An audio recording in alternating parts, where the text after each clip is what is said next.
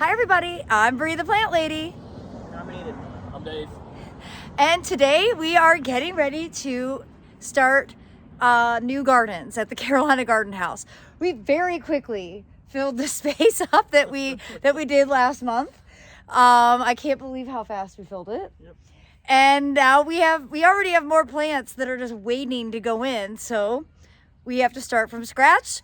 We are going to paint out some bed lines in a couple different areas, and we've rented a sod cutter again from Home Depot because our experience was so positive last time. And the two of them are going to be really busy cutting sod today while I conquer a whole bunch of other things in preparation of my upcoming travels. So let's show them where we're gonna increase beds and make new beds, and then I'm gonna let you guys go wild. Okay.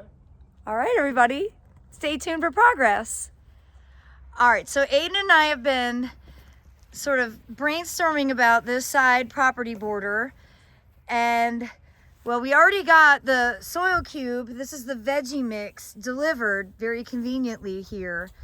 I think we've just talked ourselves out of adding a whole bunch of apples because we already have so many shrubs here, but we are going to increase this bed size, and it'll be an area where we'll be able to grow, you know, seasonal vegetables and flowers and other things, just kind of a miscellaneous open area.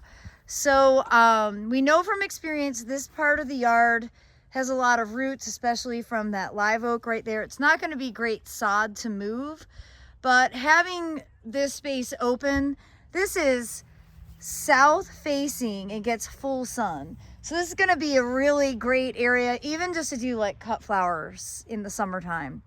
So I think we're going to expand this by, what do you think, 8 foot wide? About 8 foot wide? Let's walk it out and see. Okay, so look at 1, 2, 3, 4, 5, 6, 7, 8. I think 8's too much. Okay, so this is not at all how you're supposed to do it. I did not draw this. Again, this will be the second time I'm doing this backwards, but 5, I think you're right. So we're going to connect it to this edge, right? I think I should just connect it right up here. Go on from the curve. Go from the curve. Yeah. Okay, I like it.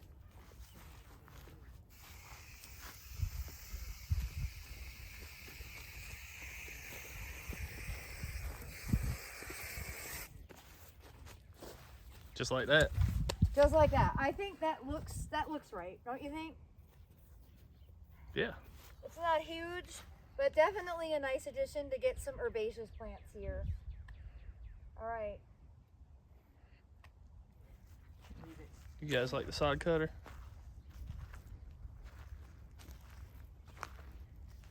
Reggie's gardening it. All right, so I was just saying, do you think we should? And David is very wise. I said no. Can't drive the truck and trailer in there.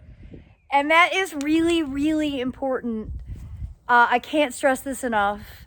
You have to build your gardens with the realistic expectation that equipment needs to be able to get around into all parts. And so here I was just about to start spraying a line that absolutely can't be sprayed. Access to this backyard is significantly hindered because of this amazing Taxodium. I don't want anything to happen to it. So we can't clog the property edge because we do need to be able to get a truck and trailer in here just for realistic maintenance purposes. Can't cut through here with the septic. Can't cut through here, because that's actually the septic tank, and then the leach field is behind there. So we've got to keep the property borders open. And in the front yard, we have a ton of like electric lines and stuff running. So we don't want to uncover those. Those are actually still marked from when we called 811 like a month ago. Mm-hmm. So we're going to concentrate in the backyard, which I haven't actually put a lot of thought into. But I'm actually confident that our plan as it emerges is going to make sense, and it's going to look really good. It should. All right, so let's show them where our giant bed is going to go. Okay. Okay, so what we were thinking with this shed is it's really ugly, so Bree wants me to reside it. And Wait, Aiden, explain why it's so ugly. Because you're responsible for part of its I ugliness. kind of shot it with airsoft. Yeah, it's got a nice patina. Yep. So we're gonna put some fresh wood on that, and then we're gonna extend the roof out because I might need a spot to park a Land Rover or two, or you never know. They just kind of show up. But we were thinking about graveling this, and it'd be good since we have the sod cutter to go ahead and cut out a space, and then we can roll up the sod later and put some 57 gravel down or something, and have a roof over it. More outdoor covered space. We desperately need it. Oh yeah. Oh, I can't wait to come home one day and not see this white shed. Especially with like the broken window. That it drives me crazy. Oh, it's beautiful. Looking at the shed makes my blood boil. But I love having a shed, so I want to be impractical about it. I'm It's just a good saying. shed. It just needs the electricity hooked up and some new siding to be good to go. And a better roof. Yeah, we could do that too. Well, and on this side of the fence, I already have some peaches and apples planted, and it's apples that are the motivating factor for getting these beds made right now. So we've decided to go ahead and make a giant property border on that side. And we're not gonna do it right on the edge of the property. We're gonna do it we can mow on the other side of it. And we have 15 columnar apples to plant. I also have several taxodiums, and I'd like to add some native conifers, things like Juniperus virginiana. Now this is very wet. This area is extraordinarily wet. So we do want to be aware of making sure that we concentrate apples in the higher part of the ground, and we will be bringing in the veggie mix to incorporate in the native sand for planting the apples. But let's go ahead and mark out this big new property border here.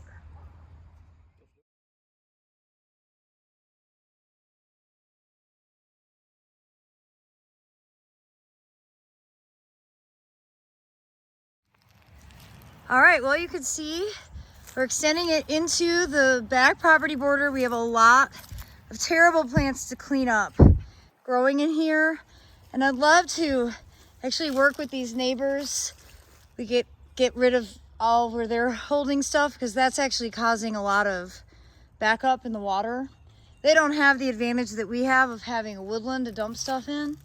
So I'm sure they wouldn't mind if we helped clean that up. And then we've got spots for taxodiums, bald cypress, native, very wet loving plants here. And then basically 3 conifers, probably Juniperus virginiana. That's what this denotes. And then the X's are the columnar apples. So we've got room for 3 conifers and 15 apples and a whole bunch of ornamental grasses, which is what we want to do as the ground plane. Because remember, Aiden and I are very motivated by that display at Hoffman's. And so that's kind of really in our minds what we're trying to recreate here. So I think that this is awesome. Yeah, pretty awesome.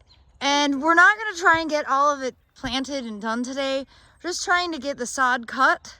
We don't need to move the sod right now even.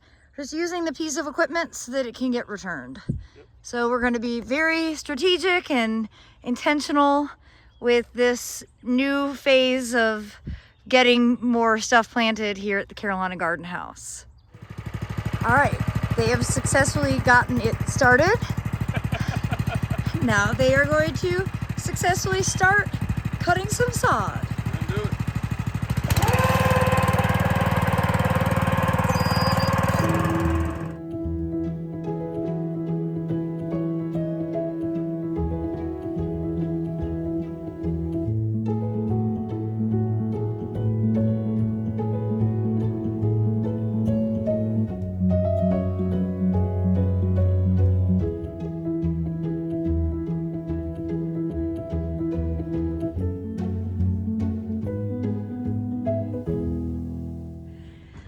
So I heard the machine stop running, and then David was like, I gotta get the Land Rover.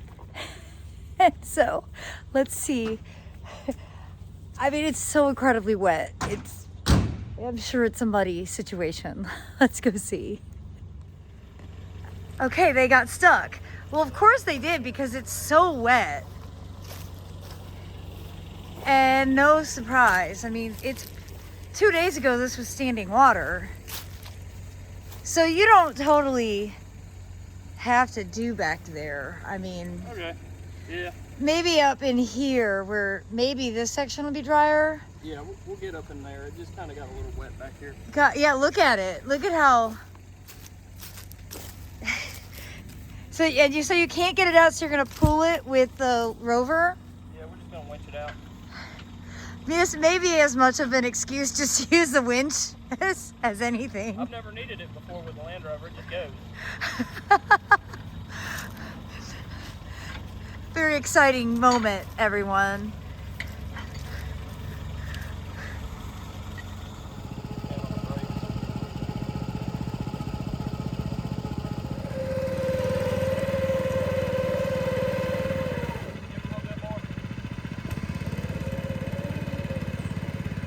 Problem solved. Well, and you can see they did get into quite a lot of roots back here. Oh, look at how wet it is.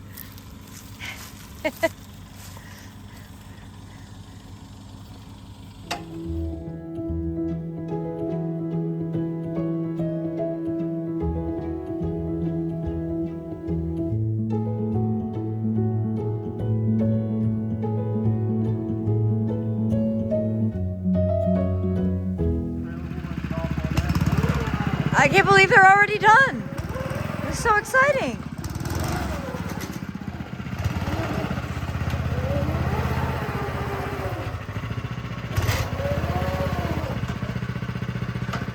Well, no question, David and Aiden did an awesome job yesterday, even getting the sod cutter stuck in the mud of the backyard. They were able to get all of the sod cut, but not rolled. And that's totally fine because actually to be efficient when you're renting equipment, you don't have to do the entire process. Really just getting all of the sod cut is step one. And then as we go to develop the different spaces, we can roll it up and move it. And that's precisely what I'm going to get started on today. As you can see, it is a gorgeous February day. It feels more like it should be May. And I am going to get started planting those columnar apples along the back property border. So be sure to subscribe. Please give me a like and tune in for all of the progress that we continue to make here at the Carolina Garden House. Thanks so much for watching, everybody.